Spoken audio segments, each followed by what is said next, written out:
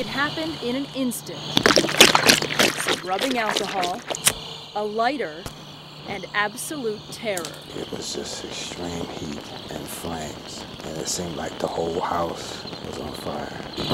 The house was not on fire, but Melvin McDaniel was. His arms, chest, and hands engulfed in flames. He battled to tear off his burning clothes.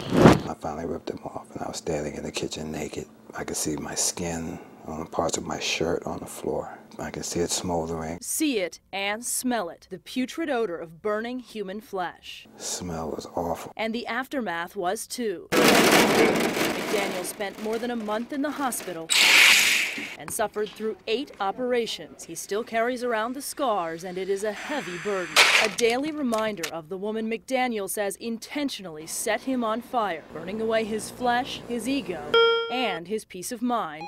That woman was his girlfriend. Was she trying to kill you? I think so. And if he's right, she would certainly not be the first. Each year in this country, 600 men are killed by their wives, girlfriends, or exes. You hear the statistics for female victims of domestic violence. We know that every 15 seconds a woman is battered. But how often is a man battered by a woman in the United States? Well, the number is the same, every 15 seconds. At least according to Richard Gellis. Gellis is considered one of the country's leading experts on domestic violence. He has made a career of talking to victims and perpetrators, and what he's discovered is that the women are as likely to initiate the violence as are the men. And it might surprise you to know that Gellis says 1/4 of all domestic violence cases involve men who don't hit back. That's what the numbers say. In this room in Sacramento, California, you'll find the people who back them up. Somebody was going to die in my house. I was ready to fight to the death over who didn't change the toilet paper roll. These 3 women have all been locked up for violent behavior, usually against a husband or boyfriend. The women have also done time in an anger management class run by Claudia Diaz. Do you think people would be surprised how many women come here? Amazed. I think they would be surprised how many women engage in physical violence. The Sacramento program is one of just a handful of anger management programs in the U.S. targeted toward women who abuse their male partners. You think that can't nothing happen to you. I mean, you just can go through life and do it and hit and slap and punch. And I thought it was really cool to be a tough guy. Yeah, defend yourself. So if there are men who are victims of domestic violence, it seems that there would be shelters to house those men. But we searched the whole country and found just one domestic violence shelter that accepts men. We found it here in the middle of the California desert. We can't show you the outside of the shelter because we want to protect the men, women, and children who stay here. We can show you the inside, places where those children can finally play without fear.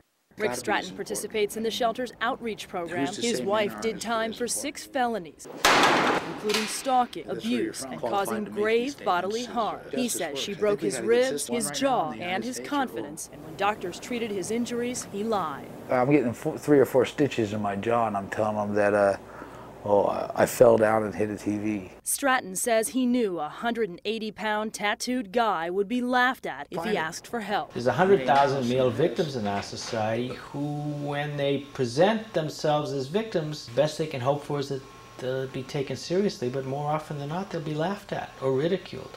What do you mean? You let your wife hit you? Why would you let your wife hit you? Hit her back. But Stratton swears he never did. He says he learned as a child over a game of Monopoly never to hit his sister, a lesson handed down by his father. He told me one time, he said, you do that again and you'll pay for it. You don't hit girls. A very different lesson from the one many little girls learn. I was taught if any man ever says anything to me that's inappropriate, I get to slap him. I can't think of anything bad enough. And Hollywood teaches that lesson too.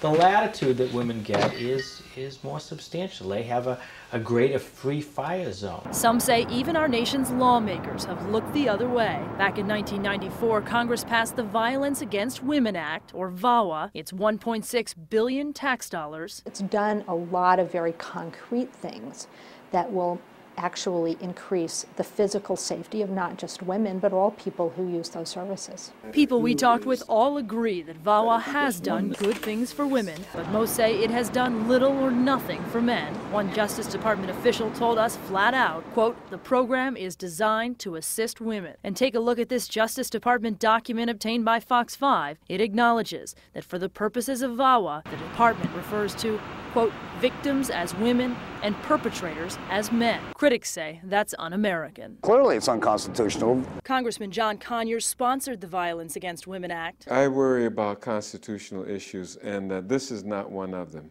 National Organization for Women Executive Vice President Kim Gandy is one of VAWA's strongest advocates. She says the bill does not discriminate. Most all of the provisions are quite gender neutral. But if the language of the bill is gender neutral, why not make the name gender neutral? What's in a name? Maryland Congresswoman Connie Morella says that there is something in a name. She says the Violence Against Women Act is called that because more often than not, women are the victims of what used to be called a dirty little secret. That secret really affected women far more than men. And women were contained within their little shell as a hostage. She's right. Women are more likely to be victims. Morella admits they are perpetrators too. In fact, Richard Gellis says there are 2 million women in the U.S. who hit their male partners. Take out those who are emotionally provoked and those who hit in self-defense, and he says you're still left with 100,000 women who beat their male partners. Author Phil Cook says hardly anybody's talking about that. There is, I believe, a deliberate effort to give out misinformation about domestic violence for political reasons. Cook penned the only book ever written that focuses strictly on male victims of domestic violence. He's been speaking out, and so has Barbara Ladine. Ladine works for a group called the Independent Women's Forum. She's a regular critic of some of VAWA's biggest supporters. I think the average taxpayer would be appalled. Also because the average taxpayer has been beaten around the heads by the media and by the government to understand that this is a female problem done by males.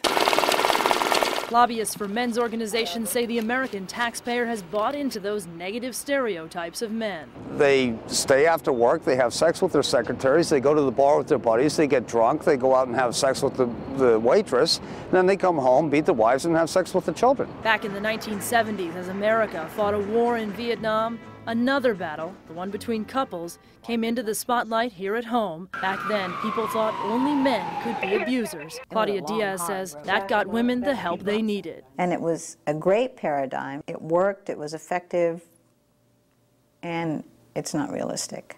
Now, she and some others agree it's time for VAWA's supporters to make a change. They like the spotlight to be on the women. The spotlight has been on the women for 20 years, and I have no problem with that in one sense because I want women to get help. But I think it's time to turn on the stage lights and see who else is on stage. Researcher Richard Gellis says he's even had his life threatened by people who disagree with his conclusion that men are victims too. How many death threats have you gotten? 10, 12. Rick Stratton says that sort of active effort to hide information is dangerous. I can't be an isolated incident. I can't be. And I know that there's something that's got to be done about it because the longer we stay quiet and we cover and we lie, the worse it's going to get. And we're going to be using body bags. Counselors say not dealing with both sides of domestic violence means in the long run, kids suffer. In the final analysis, it doesn't matter whether dad's hitting mom or mom's hitting dad, the children are watching and they're learning the wrong lesson. The children learn to use violence in their homes, and they pick people who know that dance, and the violence just keeps going on and on and on. On and on as children grow up and live in the shadow of their parents' mistakes.